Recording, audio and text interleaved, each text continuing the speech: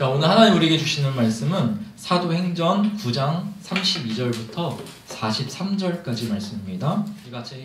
같이 함께 읽겠습니다. 32절입니다. 시작. 그때에 베드로가 사방으로 두루 다니다가 루다에 사는 성도들에게도 내려갔더니 거기서 에니아라 하는 사람을 만나매 그는 중풍병으로 침상 위에 누운 지 8해라. 베드로가 이르되 에니아야, 예수 그리스도께서 너를 낫게 하시니 일어나 내 자리를 정돈하라 한데 곧 일어나니 루다와 사론에 사는 사람들이 다 그를 보고 주께로 돌아오니라. 욥바에 다비다라 하는 여제자가 있으니 그 이름을 번역하면 도르가라. 선행과 구제하는 일이 심히 많더니 그때에 병들어 죽음에 시체를 씻어 다락에 누이니라. 루다가 욥바에서 가까운지라. 제자들이 베드로가 거기 있음을 듣고 두 사람을 보내어 지체 말고 와달라고 간청하여 베드로가 일어나 그들과 함께 가서 이르매 그들이 데리고 다락방에 올라가니 모든 과부가 베드로 곁에 서서 울며 도르가가 그들과 함께 있을 때에 지은 속옷과 겉옷을 다 내보이거늘 베드로가 사람을 다 내보내고 무릎을 꿇고 기도하고 돌이켜 시체를 향하여 이르되 다비다야 일어나라 하니 그가 눈을 떠 베드로를 보고 일어나 앉는지라. 베드로가 손을 내밀어 일으키고 성도들과 과부들을 불러들여 그가 살아난 것을 보이니 온 욥바 사람이 알고 많은 사람이 주를 믿더라. 베드로가 욥바에 여러 날이 있어 시몬이라 하는 무두장이의 집에서 머무니라. 아멘. 우리가 신앙생활을 하다 보면요 많이 듣는 말이 있어요. 그 말 중에 하나가 뭐냐면 믿음이라는 것은 기다립니다 라는 그 말 참 여러 많이 들어보셨죠? 믿음은 뭐다? 기다립니다 라는 그런 말을 참 많이 들었고 또 하게 되는 것 같아요. 우리가 성경을 가만 보면은 노아 시대 때 노아가 어떻습니까? 하나님이 비를 내려주실 때까지 노아는 뭐 했어요? 계속해서 기다리면서 배를 만들었어요. 아브라함은 하나님이 자식을 주실 때까지 어떻게 했어요? 기다렸어요. 모세는 어땠어요? 광야에서 그 굽이굽이 어려운 때마다 하나님이 나타나셔서 일해 주실 때까지 모세도 기다렸어요. 다윗은 어땠을까요? 다윗도 어린 나이에 왕으로 기름 부음은 받았어요. 그런데 왕위에 오르기까지 수년 동안, 최소 10년 이상 동안은 기다려야만 했었어요. 그리고 또 사도들은 어때요? 우리가 사도행전을 보고 있지만 예수님이 약속하신 성령, 그 성령이 내려오실 때까지 사도들은 기다리면서 기도했어야 됐어요. 이 모든 성경의 우리 위인들, 우리가 신앙의 선조들을 보면은 기다림의 끝에 열매를 봤던 사람들이었어요. 그런데 우리가 가만히 생각해 보면은 이들이 열매를 보기까지 그 기다림의 과정들이 얼마나 힘들었을까 참 묵상이 되더라고요. 어쩌면은 우리가 그 기다림의 그 과정들, 우리가 흔히 말하는 신앙생활이라는 게 바로 이 기다림의 그 과정들이 아닌가. 우리는 어떤 열매를 원해요. 그렇지 않아요? 그런데 그 기다리는 그 순간, 그 고통의 순간, 고난의 순간이 뭐예요? 그게 바로 진정한 신앙생활이라는 거예요. 여러분, 우리도 마찬가지예요. 늘 우리도 하나님이 하신다. 하나님이 내게 하신다. 우리 가정에 일하실 것이다. 우리 교회에 하나님이 일하실 것이다. 우리 이런 믿음 속에서 어떻게 보면 하염없이 기다리는 경우가 참 많이 있어요. 안 그래요? 하나님이 하실 거야 하면서 늘 우리는 기다려야 돼요. 우리가 믿음으로 믿고 기도하지만 여전히 열매는 없어. 열매는 없고 하염없이 기다려야 되는 경우가 참 많이 있다는 거죠. 그런데 우리는 그 기다리는 그 순간 그 자체가 뭐라는 거예요? 신앙생활이라고 할 수 있는 거예요. 우리가 근데 이 사실을 우리가 알아야 돼요. 그럼에도 불구하고 우리가 기다려야만 하는 이유, 그 분명한 이유가 있어요. 그 분명한 이유가 뭐예요? 하나님의 때와 사람의 때가 다르기 때문이라는 거예요. 우리 하나님이 설정해 놓은 시간표와 나의 시간표가 다르기 때문이라는 거예요. 우리는 어떻게든지 간에 열매를 빨리 얻고 싶어서 어떻게 해요? 그 때를 앞당기고 싶잖아요. 어떻게 보면은 우리가 기도하는 기도가 그 때를 앞당기고 싶은 그 마음에 기도하는 경우가 참 많이 있어요. 새벽 기도하고 철야 기도하는 이유가 그 열매를 빨리 따고 싶어갖고 저도 예전에 중고등부 사역을 참 여러 해를 했었어요. 그런데 그 아이들을 보면서 늘 항상 제 마음에 뭐가 있냐면 조급함이 있는 거예요. 이 아이들이 빨리 열매를 얻었으면 좋겠는데, 이 아이들이 빨리 어떤 신앙생활의 그 패턴 안으로 빨리 들어와서 신앙생활을 잘했으면 좋겠는데 하는 그거를 제가 보고 싶은 거예요. 하나님의 입장이 아니라 내가 그것을 보고 싶은 거야. 그래서 그때를 앞당기기 위해서 뭔가 프로그램도 하고 뭔가 기도도 열심히 하면서 그때를 막 앞당기려고 하는 그런 그런 마음으로 참 사역을 할 때가 참 많이 있더라고요. 그런데 우리가 분명히 우리가 신앙생활을 하면서 알아야 될 것은 뭐예요? 하나님의 때와 사람의 때는 분명히 다르다라는 거예요. 이것을 인정하고 받아들인 사람은 끝까지 하나님의 때를 기다리는 거예요.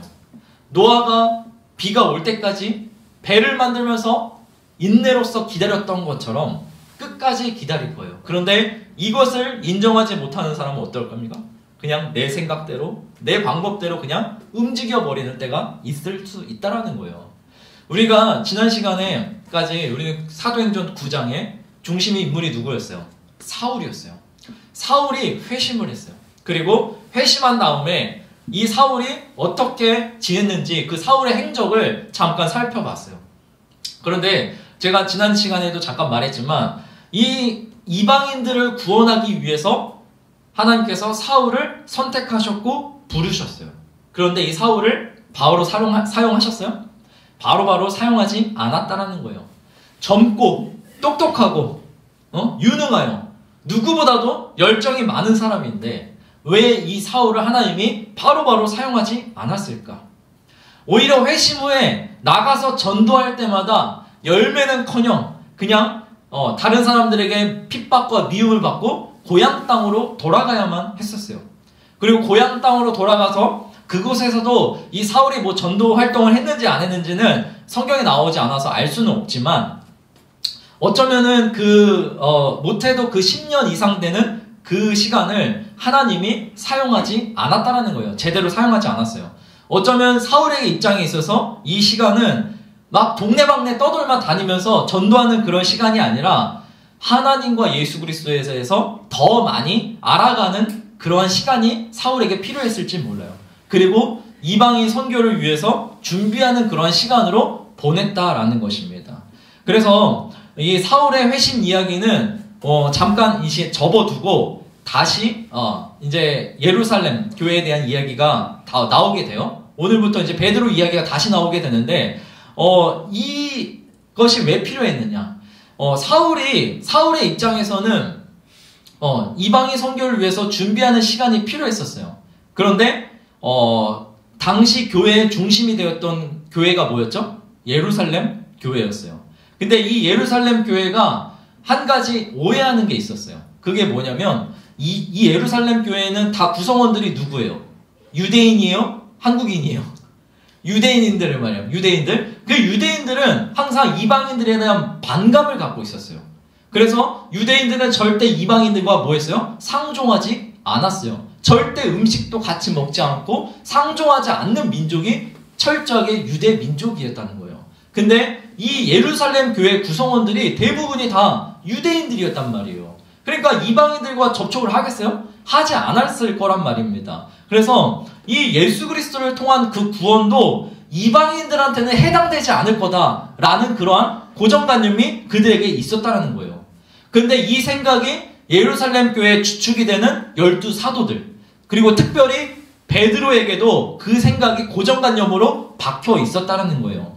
그래서 사울이 이방 선교를 위해서 핵심 인물로 준비되는 동안에 이 베드로와 예루살렘 교회가 이방인에 대한 그런 오해, 반감 이런 것들이 풀 시간들이 필요했었어요.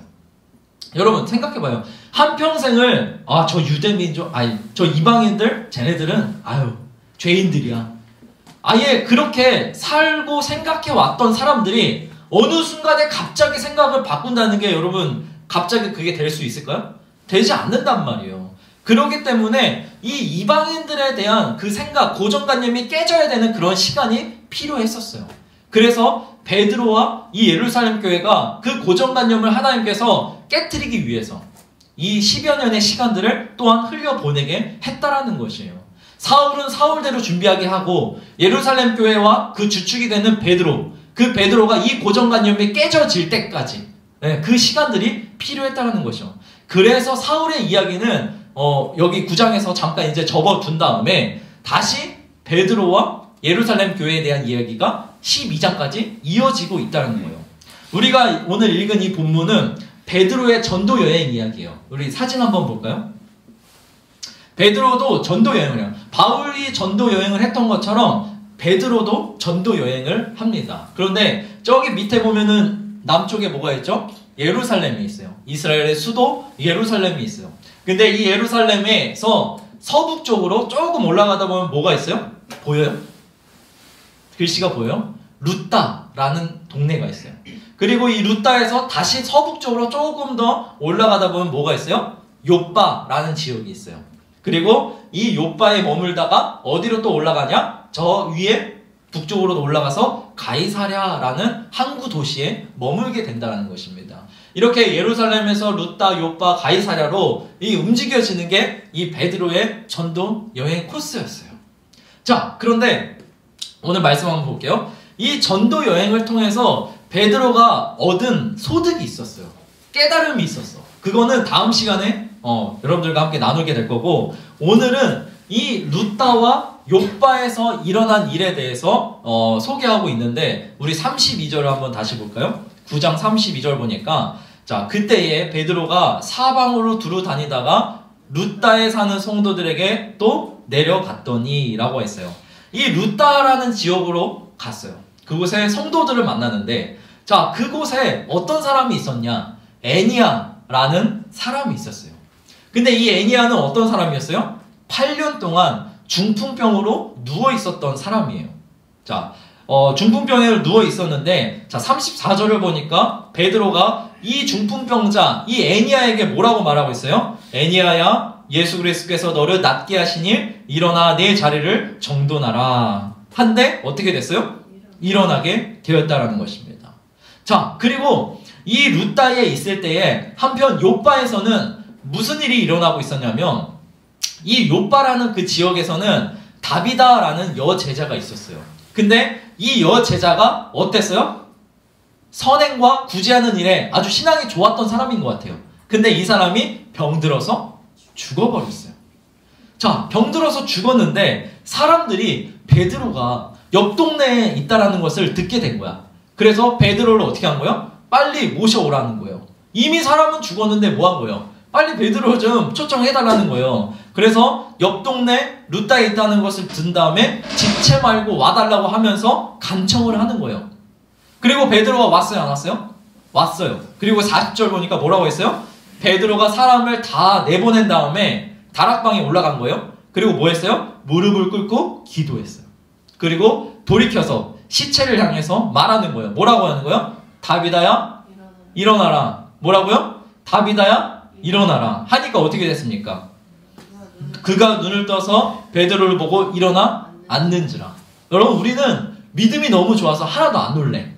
그죠? 우리는 너무 믿음이 좋아. 이런 거, 죽은 거 살아나는 거 별거 아니잖아요. 그래, 안 그래요? 너무 좋단 말이야. 자, 그런데 여러분 성경 안으로 진짜 들어가서 이들이 어땠을지를 한번 잘 묵상해 보세요. 자, 이 두 가지 표적을 제가 여러분들에게 간략하게 소개를 해드렸는데, 여러분 이 두 가지 표적을 보면은 떠오르는 사람 혹시 없어요? 떠오르는 사람 없어요? 저는 이 두 가지 표적을, 두 사건, 베드로에게 일어난 이 두 가지 표적, 두 가지 이 사건을 보면서 딱 그분이 떠올랐어요. 예수님이 떠올랐어요. 자, 마가복음 2장에 보면은 이와 비슷한 사건이, 두 가지 사건이 똑같이 나와 있어요. 마가복음 2장에 보면은 예수님이 전도 여행을 가시다가 가버나움이라는 동네를 들리셨거든요. 근데 그곳에 중풍병자가 살고 있었어요. 근데 이 중풍병자가 스스로 움직일 수 있어요? 없으니까 4명의 친구가 어떻게 해요? 그 병상에 그 중풍병자를 누여갖고 지붕에서 내려와서 예수님을 만나게 하죠. 그죠? 그리고서 예수님이 그 중풍병자를 보자마자 뭐라고 그래요? 소자야, 네 죄사함을 받았느니라 하면서 뭐라고 그래요? 내가 네게 이르노니 일어나 내 상을 가지고 집으로 가라. 어때요? 아까 베드로가 말한 거하고 똑같다는 거예요. 일어나 내 자리를 정돈하라. 베드로가 똑같이 하고 있어요. 근데 예수님도 뭐예요? 일어나 네 상을 가지고 집으로 가거라 하는 거 명령을 했다라는 거예요. 그리고 마가복음 5장으로 넘어가면은 거기에 죽은 사람이 나와요. 예수님이 죽은 사람을 고치신 사건이 몇 개 나오는데 그 중에 한 명이 누구냐면 야이로라는 회당장의 딸이었어요. 이 딸이 죽었어요. 아니, 처음에는 병들었어요. 그리고 죽기 바로 직전이었어요. 그런데 예수님이 멀리 저기 계시다는 걸 알고서 예수님을 빨리 모셔오라고 초청을 한 거죠. 그런데 오는 도중에, 예수님이 오시는 도중에 그 딸이 어땠어요? 이미 죽어버렸다는 거예요. 그리고 나서 예수님이 이제 그 딸이 다 죽어버린 다음에, 이미 죽은 다음에 어때요? 예수님이 도착을 했단 말이에요. 그리고 이 딸은 이미 뭐예요? 다락방에 누워 있는 거예요. 감싸서서 다락방에 누워 있겠죠. 그런데 예수님이 다 내보내고 몇몇 중요한 제자들만 데리고 갔어요. 근데 그 제자들 중에 누가 있었어요? 베드로가 있었어요. 베드로가 목격을 했을 거라는 거예요. 그리고 예수님이 그 시체를 향해서 어떻게 했어요? 명령했어요. 그때 유명한 4글자가 있어요. 달리다 굼. 네. 소녀야 일어나라 라고 한 거예요. 자, 근데 아까 뭐라고 했어요? 베드로는 뭐 했어요? 다비다야 일어나라. 예수님은 소녀야 일어나라 하면서 뭐 한 거예요? 명령했다는 것입니다. 그럼 베드로는 예수님이 고치시고 살리신 것을 가장 가까이서, 누구보다도 가장 가까이에서 실제로 목격한 사람이었어요. 그리고 예수님이 하신 그대로 지금 뭐하고 있는 거예요? 따라하고 있다는 것입니다. 여러분, 예수님이 이 세상에 계실 때에는 베드로와 제자들이 늘 믿음이 없어서 책망을 받았었어요. 안 그래요? 문제 있는 사람이 제자들한테 찾아왔을 때에 제자들이 해결을 해줘요, 못해줘요? 해결해주지 못해요. 그러면서 예수님이 제자들을 향해서 책망하죠. 왜 그렇게 너희들은 믿음이 없느냐? 언제까지 내가 너희들과 함께 할 수 있는 줄 아느냐 하면서 책망을 한다는 것입니다. 그런데 예수님이 승천하신 다음에 성령을 받은 베드로는 그때와는 완전히 다른 거예요. 뭐가 달라요? 사복음서에서의 베드로는 딱 문제 하나밖에 없어요. 믿음 없음이었어요. 자, 그런데 사도행전에서 믿음으로 어떻게 했어요? 충만해졌다는 거예요. 여러분, 이 믿음, 베드로가 가졌던 이 믿음이 어디서 나오는 줄 알아요? 성령의 충만함으로 받음으로 인해서 왔다는 것입니다. 여러분, 성령 충만은 주님의 말씀이 믿어지는 은혜예요. 뭐라고요? 성령 충만은 주님의 말씀이 믿어지는 은혜. 여러분, 처녀가 아기를 잉태할 것이라는 것이 여러분 믿어져요? 믿어집니까? 처녀가 아기를 낳는데 여러분 믿어져요? 이거는 성경을 보면 참 믿을 수 없는 일들이 참 많이 나타나요. 여러분, 아브라함의 아내 사라에게 여호와의 사자가 나타나서 뭐라 합니까? 너 내년 이맘때쯤에 아기를 가지게 될 거야. 그런데 사라의 상황은 어때요? 태가 끊어졌어요, 안 끊어졌어요? 생리가 끊어졌어요. 태가 끊어진 지 여러 해예요. 그런데 그 사람에게 와갖고 여호와의 사자가 와갖고 너 내년 이맘때쯤에 너는 애를 낳을 것이다 하면은 여러분 이거 믿을 수가 있는 내용이에요? 그리고 처녀가, 남자와 하룻밤도 자지 않은 그 처녀가 임신을 하긴 한데 성령이 나타나갖고 너 임신할 하나님의 아들을 낳게 될 것이다 라는 그 말. 여러분 우리는 이 성경을 그냥 보니까 그냥 그런가 보다 하는데, 여러분들이 만약에 당사자라고 한번 생각해봐요. 어떻게 했습니까? 믿어질 수 있겠습니까? 그런데 마리아는 본인에게 일어난 일을 어떻게 했어요? 믿었다라는 것입니다. 성령으로 충만했기 때문이라는 거예요. 여러분, 성령으로 충만한 성령 충만은 우리가 어떤 특출난 능력을 받는 게 아니라 주님의 말씀이 믿어지는 은혜예요. 할렐루야. 네, 주님의 말씀이 믿어지는 거. 여러분, 우리가 누구나 다 말씀은 읽을 수 있어요. 누구나 다 성경은 잘 묵상할 수는 있어요. 근데 말씀이 믿어지는 것은 성령이 아니고서는 절대 불가능한 일인 거예요. 주님의 능력도 마찬가지예요. 여러분, 진짜 주님의 능력을 믿어요? 주님의 능력을 믿습니까? 근데 왜 우리는 예수의 이름을 잘 사용하지 않느냐라는 거예요. 우리가 병들었을 때, 질병이 내게 찾아왔을 때 가장 먼저 나는 무엇을 떠올려요? 병원? 의사? 뭘 떠올려요? 약국? 이런 것들을 우리는 많이 제일 먼저 떠올린다라는 것입니다. 이번 주에도 저희 가족이 진짜 질병과의 싸움이었어요. 저희 막내 사랑이를 시작해서 계속해서 아주 그런 건 전도는 참 잘해. 질병은 바이러스는 참 전도를 잘하는 것 같아요. 그래서 모든 한 명 한 명씩 다 걸렸어요. 저를 빼는 모든 나머지 식구들이 다 이제 질병과의 싸움이 되는 이 한 주간이었어요. 여러분 요즘에 독감 유행철인 거 아시죠? 여러분 진짜 독감 조심해야 되는데 우리가 질병이 찾아올 때에 내게 찾아올 때에 제일 먼저 무엇이 떠오르는 거예요. 우리는 어떻게 보면은 병원이나 약국, 약사 이런 것들을 많이 가장 먼저 생각하는 거예요. 우리의 가장 큰 문제는 뭐냐면 예수 이름을 생각조차 못한다라는 것입니다. 베드로는 예수 이름으로 안진뱅이도 일으켰어요. 죽은 자도 살렸어요. 그리고 귀신도 쫓아냈어요. 그런데 도대체 나에게 있어서는 예수라는 게 도대체 어떤 존재인지 모르겠어요. 도대체 나에게 예수라는 존재는 어떤 존재인가? 왜 내가 예수를 믿는가? 베드로도 믿음이 있었어요. 우리도 똑같은 믿음을 갖고 있다고 생각해. 그런데 우리는 왜 그 이름을 사용하지 못할까? 여러분 이사야 선지자는 예수 그리스도가 이 세상에 오실 것을 예언하면서 이렇게 말하고 있어요. 우리 하나만 넘겨볼래요? 자, 이사야 선지자가 우리가 잘 아는 말씀인데 이렇게 예언했어요. 한번 같이 읽어볼게요. 시작. 그가 찔림은 우리의 허물 때문이요 그가 상함은 우리의 죄악 때문이라. 그가 징계를 받음으로 우리는 평화를 누리고 그가 채찍에 맞음으로 우리는 나음을 받았도다. 아멘. 여러분 여기 보는 그가 찔렸어요. 이거 십자가 사건을 말하는 거예요. 그가 찔림은 우리의 뭐 때문에요? 허물과 그가 상함은 우리의 뭐다? 죄악 때문이다.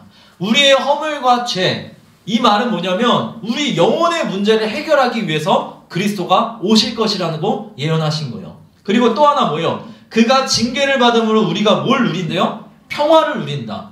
우리 마음의 문제, 우리의 혼적인 문제도 해결해 놓으셨다라는 것입니다. 아멘? 네, 우리 영혼의 문제, 우리의 혼적인 문제까지도 예수님이 해결해 놓으셨어요. 그런데 마지막에 노란색으로 제가 뭐라고 표현했죠? 그가 채찍에 맞음으로 우리는 나음을 받았도다. 여러분, 이 예수 십자가는 죄와 사망의 문제만 해결하는 게 아니라 우리 육신의 문제도 해결해 놓으셨다라는 것입니다. 그가 채찍에 맞음으로 우리가 나음을 받았도다. 여기 나음이라는 것은 라파예요, 라파. 치료해 놓으셨다라는 것입니다. 할렐루야. 이 말은 뭐냐면 우리가 다시는 뭐 병에 걸리지 않을 거다라는 뜻이 아니에요. 예수 믿으면 병에 하나도 안 걸릴 것이다 이 뜻이 아니라 병에 걸린다 할지라도 그것이 나를 지배할 수 없다라는 뜻이에요. 십자가에서 우리 육신의 문제도 해결하셨기 때문에 그 믿음으로 우리가 질병과도 싸워서 이길 수 있다라는 것입니다. 그래서 저도 애들한테 가르칠 때 그렇게 참 많이 얘기를 해줘요. 야 사랑아, 예수 이름으로 질병아 떠나가라 말하라고, 명령하라고. 근데 그래도 감기 증상은 그대로야. 그래도 그런 말을 해줘요. 나는 다 나았다. 사랑아 한번 따라해봐. 나는 다 나았다. 근데 아빠 나 안 나았는데? 또 이래요 이제. 네, 이런 말을 한단 말이에요. 야 믿음으로 다 나은 거야. 그렇게 믿어 라고 결과를 선포하게 말해준다는 것입니다. 여러분 우리가 의사의 도움 받지 말라는 게 아니에요. 약의 도움 받지 말라는 게 아니라 우리가 의사와 약사의 도움은 받더라도 우리가 근본적으로 의지할 것은 뭐예요? 우리 영혼과 육체의 문제를 해결해 놓으신 예수 그리스도. 아멘? 예, 이것을 우리가 믿는 거예요. 여러분 예수가 어떤 분이에요? 우리가 아까 살펴봤듯이 중풍병자도 일으키신 예수님. 눈먼 자도 뜨게 하셨어요. 죽은 자도 일으키셨어요. 아멘? 우리 여러분 이런 예수님 믿는 사람들이잖아요. 아유 목사님 그런 거는 예수님이나 하는 거죠. 우리가 그런 걸 어떻게 합니까? 라고 말할 수도 있어요. 그런데 천만의 말씀이에요. 우리도 그 일을 할 수 있다는 거예요. 왜요? 약속했으니까. 요한복음 14장 한번 보세요. 요한복음 14장 12절 읽어보세요. 시작. 내가 진실로 너희에게 이르노니 나를 믿는 자는 내가 하는 일 그도 할 것이요 또한 그보다 큰 일도 하리니 이는 내가 아버지께로 감이라. 아멘. 여러분 나를 믿는 자는 나보다 더 큰 일을 행한다고 약속해 놓으셨어요. 근데 왜 우리는 문제가 있을 때에 예수 이름조차 생각을 하지 않는다는 거예요. 왜 그럴까? 안 믿어지니까 그러는 거예요. 예수님의 능력을 머리로는 아는데, 평생을 신앙생활을 해와서 잘 아는데 실제로는 안 믿고 있는 거예요. 믿어보려고 노력은 하는데 잘 안 되는 거예요. 그럼 믿으려고 노력하는 거하고 믿어지는 거하고는 완전 다른 거예요. 여러분, 왜 우리가 성령의 충만함을 구해야 되는지 알아요? 성령은 우리에게 믿어지는 은혜를 주시기 때문이라는 거예요. 이게 바로 베드로가 받은 은혜였어요. 믿어지는 은혜. 그냥 내가 노력하지 않아. 믿으려고 막 몸부림치지 않는데 그냥 예수님이 하신 일이 믿어지는 거야. 그렇기 때문에 베드로는 그분의 이름을 마음껏 사용할 수 있었다는 것입니다. 그분의 이름이면은 귀신도 떠나가고 질병도 떠나가는 것이 그냥 믿어지니까. 그래서 그에게는 다른 사람에게는 없는 게 있었어요. 그게 뭔지 알아요? 사도행전 3장에서 우리는 살펴봤어요. 뭐였어요? 베드로에게 있는 것. 다른 사람은 없지만 베드로에게는 확실하게 있는 것. 예수 이름의 권세였습니다. 할렐루야. 그래서 아까 제가 제목에 말했죠. 믿는 자 안에 권위가 있다. 여러분, 믿는 자 안에 뭐가 있어요? 권위가 있어요. 우리에게 뭐가 있어요? 권위가 있는 거예요. 여러분, 대통령도 권위가 있습니다. 안 그래요? 대통령의 한마디가 진짜 큰 힘이잖아요. 안 그렇습니까? 그런 것처럼 우리 믿는 자 안에 누가 있어요? 예수 그리스도가 있어요. 그렇기 때문에 우리 믿는 자에게 권위가 있는 거예요. 힘이 있는 거예요. 기도 빡시게 하는 사람에게 권위가 있는 게 아니라 믿는 자 안에 권위가 있는 거예요. 예수님의 신분이 곧 나의 신분이라는 거예요. 예수님이 어떤 분이에요? 예수님에게는 온 세상을, 온 우주를 다스리고 통치할 수 있는 왕의 권세가 있는 분이래요. 할렐루야. 이 왕의 권세를 갖고 이 세상에 오셨고 십자가 사역을 통해서 우리에게 다 이양시켜 준 거예요.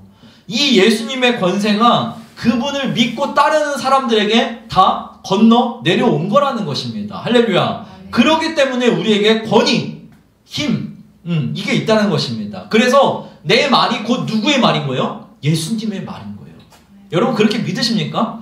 내 말이 곧 누구의 말이라고요? 예수님의 말이라는 거예요. 그래서 내가 질병을 향해서, 죽음을 향해서 명령하면 떠나가라는 것입니다. 아멘? 네, 내가 명령할 때 떠나가는 거예요. 질병아, 바이러스야, 좀 떠나가 주실래요? 가 아니라 질병아, 바이러스야, 떠나가라 라고 명령할 수 있는 게 바로 왕의 권세라는 것입니다. 그래서 마가복음 16장에서 예수님이 이 세상을 떠나가시면서 마지막으로 제자들에게 말씀하신 게 있어요. 믿는 자들에게 나타나는 표적이 있대요. 그 표적이 뭐냐? 한번 같이 읽어볼까요? 마가복음 16장에서 나와 있어요. 같이 읽게요. 시작! 믿는 자들에게는 이런 표적이 따르니 곧 그들이 내 이름으로 귀신을 쫓아내며 새 방언을 말하며 뱀을 집어올리며 무슨 독을 마실지라도 해를 받지 아니하며 병든 사람에게 손을 얹은즉 나으리라 하시니라. 아멘. 여러분, 이 말씀 그대로 믿어요? 병든 사람에게 손을 얹은즉 낫는데요. 내가 손을 얹은즉 어떻게 된다? 나은다 라는 그 믿음. 스스로에게 여러분 병에 손을 얹어요. 그리고 주변 사람들에게 손을 얹어요. 왜요? 내 손이 곧 누구의 손인 거예요? 예수님의 손인 거예요. 내 말이 곧 누구의 말이에요? 예수님의 말. 그 권위, 그 권세가 내 안에 있다는 것이요. 아유, 목사님, 제가 그것도 많이 해봤거든요. 근데 안 되거든요. 해봐도 안 되거든요. 라고 하는 사람 참 많이 있어요. 그래요. 솔직히 안 될 때가 참 많이 있어요. 저도 그래요. 될 때보다 안 될 때가 많은 거 인정해요. 우리 사랑이가 감기 걸렸을 때 대접을 해요. 아빠도 나름 아빠가 목사라는데 뭐예요? 기도해 주겠죠. 이제 그러면서 감기를 향하여서, 질병을 향해서, 바이러스를 향하여서 예수 그리스도의 이름으로 명령을 해요. 대적기도 한단 말이에요. 근데 바로바로 우린 낫기를 원해요. 그래, 안 그래요? 바로바로 낫기를 원해. 근데 안 될 때가 참 많이 있어요. 그러면은 그때 딱 드는 생각이 뭔지 알아요? 아, 내 능력이 부족하구나. 내가 아직도 한참 부족하구나. 기도가 더 필요한가 보나. 여러분, 이런 생각을 우리는 번뜩 하게 된다는 거예요. 그러고서는 우리는 누굴 찾아요? 뭔가 능력이 있다라고 생각하는 사람을 찾게 된다는 거예요. 그래서 어떤 교회의 목사님이나 어떤 유명한 목사님이나 우리는 그런 사람을 또 찾고 쫓아간다는 것이죠. 오늘 요바에 있던 제자들도 베드로를 빨리 오라고 간청하는 것이 바로 이러한 심리가 그들에게 분명히 깔려 있었을 거예요. 여러분, 그런데 능력이 있는 사람은 따로 있는 게 아니라 예수 이름을 믿는 모든 자에게 다 부여되어 있다는 것입니다. 다만 우리가 기억해야 될 게 뭐냐면 표적이 나타나고 안 나타나고는 전적인 하나님의 주권 아래 있다는 것입니다. 되고 안 되고는 내 능력이 아니라 뭐예요? 전적인 하나님의 뜻이라는 거예요. 그 사람이 주님께로 돌아가기 위해서 표적을 봐야만 하는 사람이면 표적이 일어날 거예요. 그런데 그런 방법이 아니라도 표적이 아닌 방법을 쓰더라도 그 사람이 주님께로 돌아가게 된다라면은 표적이 아니고서라도 다른 방법으로 다른 방법을 통해서 주님께로 돌아간다라는 것입니다. 그렇기 때문에 예수 이름 뭐 써봐도 안 되더라, 되느니 안 되느니 이런 말 하지 말고 우리는 그냥 우리의 일을 하면 되는 거예요. 주님이 가르쳐 주신 대로 그냥 믿음으로 명령하면 되는 거예요. 해봐도 안 될 텐데 여러분 의심하지 말아요. 될까 안 될까? 여러분 그것 때문에 여러분 두려워하지 말고 쓰세요. 여러분에게 있는 권위를 쓰시기 바랍니다. 돼도 하나님, 안 돼도 하나님. 할렐루야. 네, 베드로처럼 우리에게 필요한 거는 뭐냐면 단순한 믿음이에요. 복잡한 믿음이 아니라 가르쳐 주신 대로 우리는 그냥 하면 돼요. 우리는 우리의 일을 하면 돼. 그대로 따라하는 거예요. 베드로도 그대로 그냥 뭐 한 거예요? 따라한 거예요.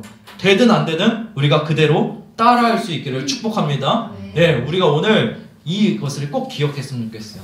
믿는 자 안에 능력의 주님이 계신다. 우리 안에 누가 계신다고요? 능력의 주님이 계신다라는 거예요. 믿는 자 안에 권위가 있다. 여러분 그 권위를 사용할 수 있기를 바랍니다. 할렐루야. 여러분 우리 그 순수한 마음을 가지고서 우리가 오늘 손을 얹고서 기도했으면 좋겠습니다. 내 몸에 문제가 있다면 그 몸에 안수해서 여러분들이 기도했으면 좋겠어요. 저도 요즘에 허리가 안 좋아요. 나이는 죄송하지만 나이가 들었는지 요즘에 허리가 너무 안 좋아요. 계속해서 일어나서 이제 일을 하다 보니까 별로 이 허리 근육이 별로 안 좋아서 계속 이 손을 얹고서 기도합니다. 일할 때도 가끔씩. 네. 여러분들도 무릎이나 어떤 머리나 어떤 질병을 향하여서 여러분들이 손을 얹고서 기도했으면 좋겠습니다. 그리고 몸의 육신의 질병이 아니면 우리 마음에 어떠한 어려움이나 힘든 일이 있다라면 내 마음에 손을 얹고서 선포하시는 것입니다. 나를 어렵게 하는 염려들아, 나를 어렵게 하는 걱정들아, 내 안에서 떠나갈지어다. 여러분들이 명령하세요. 우리 안에 계신 예수 그리스도의 힘이 있습니다. 그 권위가 있어요. 그것을 가지고서 여러분들이 명령해서 우리가 기도해 나갔으면 좋겠습니다. 우리 찬양 하나만 하고서 우리가 그렇게 같이 기도했으면 좋겠습니다. 우리 아까 찬양했었던 거? 네. 슬픈 마음 있는 자, 슬픈 마음 있는 자, 몸과 영혼 병든 자, 누구든지 부르시오. 예수 이름 부르시오. 그 이름을 믿는 자, 그 이름을 부르는 자, 그가 어떤 사람이든 그는 구원어. 한 번 더 우리 가사를 잘 묵상합시다. 슬픈 마음 있는 자, 몸과 영혼 병든 자, 누구든지 부르시오. 예수 이름 부르시오. 그 이름을 믿는 자, 그 이름을 부르는 자, 그가 어떤 사람이든 그는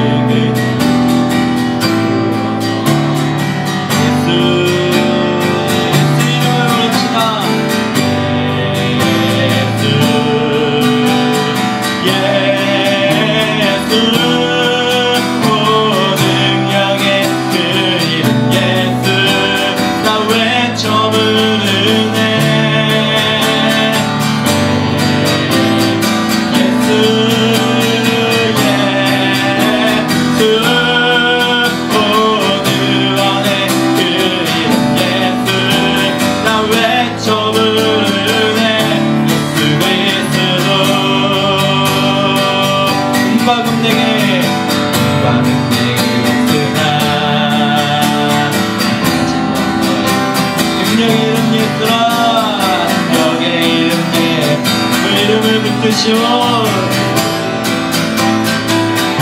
그 이름을 믿는 자,